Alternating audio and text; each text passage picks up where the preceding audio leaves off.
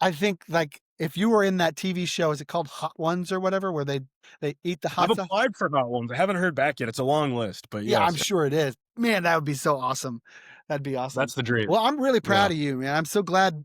It's another reason why I wanted you on this call because creating what you created is not an easy thing. From an idea is like, I just want to, make some good hot sauce for someone. And oh, wow, they like it. Maybe I can create more. Oh gosh, I got to scale it. Oh my gosh, there's too much demand. I can't keep up. I got to bring it to a processing plant. Now I got to, all the pieces that need to go into what you did, physical product. I have physical books. It's a slightly different but similar process that we need to go through, right? I remember, I know you know this, but for the people listening, my wife's a kindergarten teacher and her kids love Wembley the Pug. And I told you, like, because you were kind of really launching Wembley around the same Same time time, that I yep. started Clawback, and we were having calls all the time, kind of pulling our hair out together about all the hardship that comes with problem solving and launching a business. So it was, I mean, you were a huge inspiration to me that gave me the confidence to actually do this too, because I knew we were going through something similar. Yeah, that's cool. Another thing I love what you're talking about is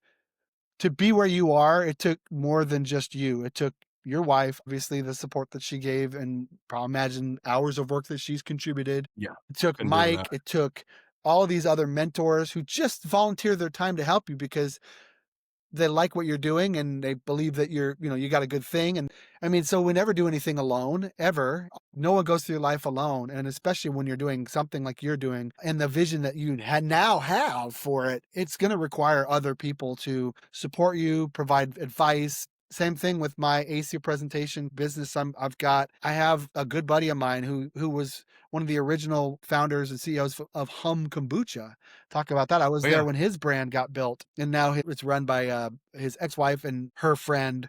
It's awesome. They're great, great company, and similar. Your story reminds me of what they were going through. Just it takes a village is It no takes a joke. village.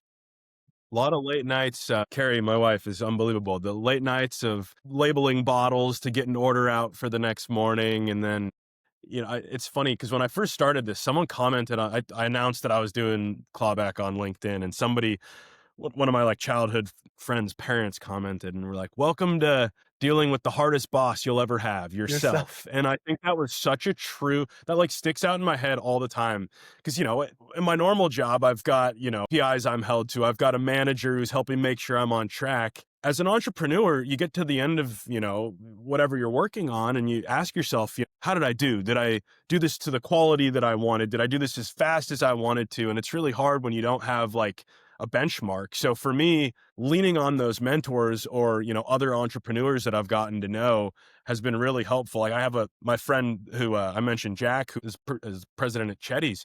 He was like, "Man, you realize that, like, you've done something in about a year and a half that takes most companies like 5 to 10 years." And, I didn't know that. So, like, hearing that was like, "Oh, awesome." Like, I guess I figured out, more than I'm giving myself credit for. So it really is helpful to have that village, and you have to build that too. You're not just gonna, like, be handed, "Hey, here's a bunch of other people." I mean, I've met, honestly, a lot of it I've met through, like, social media. I've become good friends with a guy that owns a barbecue sauce local to Charleston as well. And I mean, he's introed me to a lot of retailers. We have a monthly sync where we go over, our strategies. "Hey, how are you getting web store orders? How are you getting into new markets and stuff?" That's So cool. you can't be afraid to reach out to other people that are in the same boat as yourself.